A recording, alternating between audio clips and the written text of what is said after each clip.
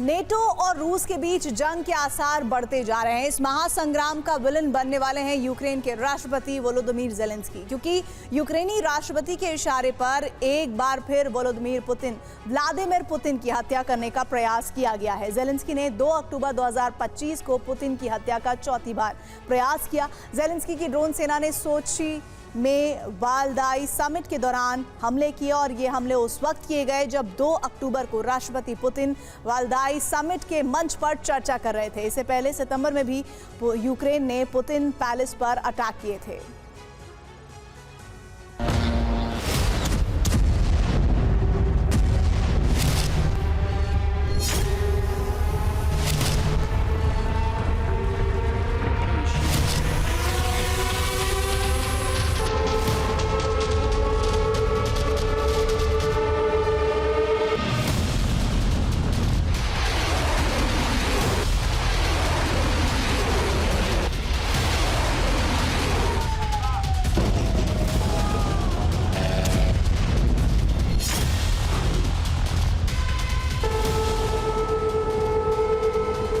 काला सागर के तट पर बसा रूसी शहर ड्रोन गर्जना से गूंज उठा। सोची में रूस के एयर डिफेंस सिस्टम एक्टिवेट हो गए।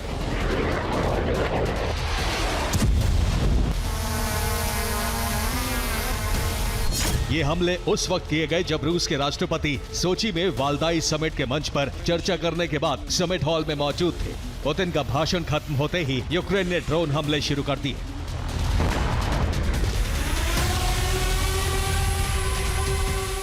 रडार पर यूक्रेनी ड्रोन नजर आते ही सोची और आसपास के इलाकों में एयर रेड अलर्ट के सायरन गूंजने लगे। सोची गवर्नर की रिपोर्ट के मुताबिक पहला ड्रोन हमला 2 अक्टूबर की रात 10:30 बजे किया गया। इसके तुरंत बाद सोची और गेलेंजिक का एयरपोर्ट बंद कर दिया गया। 40 से ज्यादा उड़ानें प्रभावित हुई, जबकि 10 उड़ानों के रूट बदलने पड़े।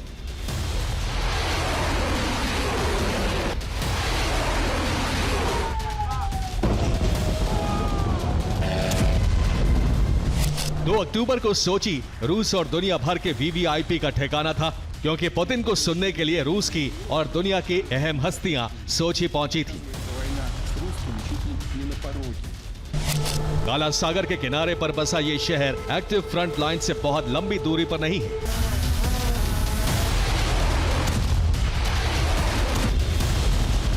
सोची पर हमलों के बाद रूस ने अपने एयर डिफेंस सिस्टम एक्टिवेट कर दिए।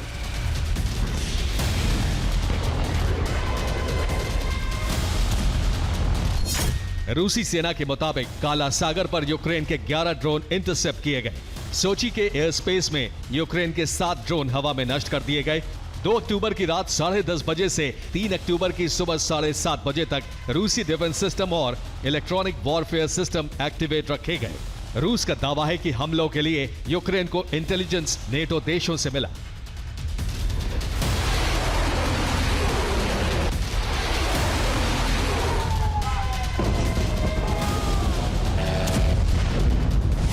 सोची के मंच से पुतिन ने कहा ही था कि रूस सिर्फ यूक्रेन से युद्ध नहीं लड़ रहा है, बल्कि कई देशों से जंग छिड़ चुकी है। और उसके कुछ ही मिनट बाद नेटो की मदद से यूक्रेन के हमले शुरू हो गए। सोची की वालदाई समिट पर हमले का मतलब है रूस सरकार, क्रेमलिन के बड़े अधिकारी, सैन्य कमांडर और सुप्रीम कमांडर पुतिन की जान लेने की कोशिश। और खुद रूस मान रहा है कि इस काम में नेटो सीधे तौर पर शामिल है।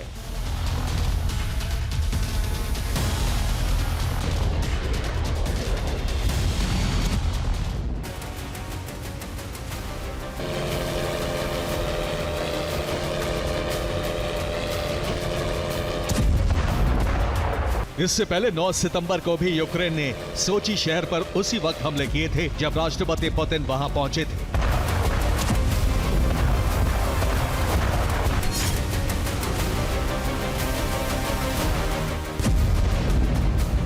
उस दिन यूक्रेन के हमले से 2.5 घंटे पहले पुतिन मॉस्को में थे।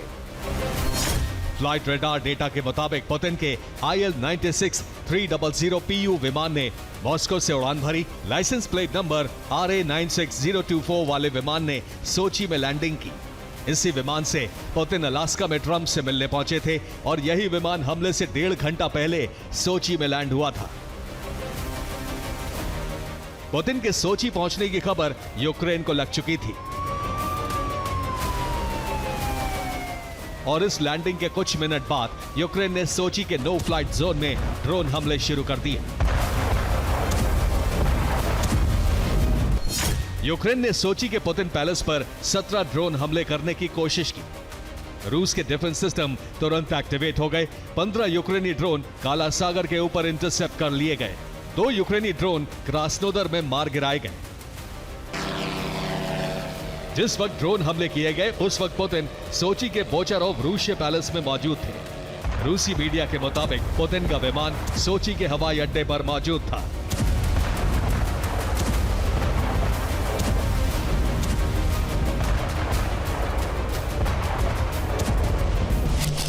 यूक्रेन ने 2 अक्टूबर को चौथी बार रूस के राष्ट्रपति की हत्या करने के इरादे से हमले किए हैं।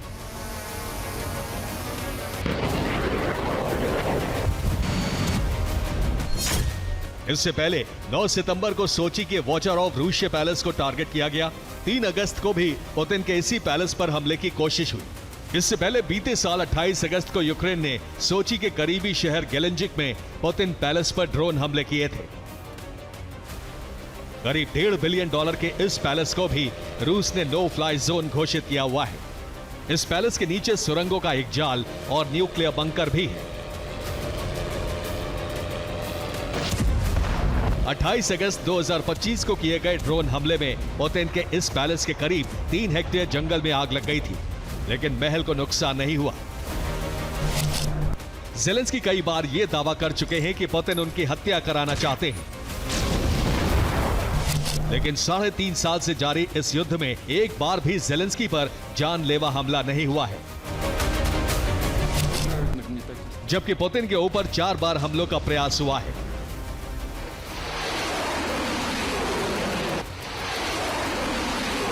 अगर पुतिन इस हमले में चोटिल भी हो जाते तो जिस महासंग्राम की आशंका 3 साल से जताई जा रही है वो वास्तविकता बन सकता था।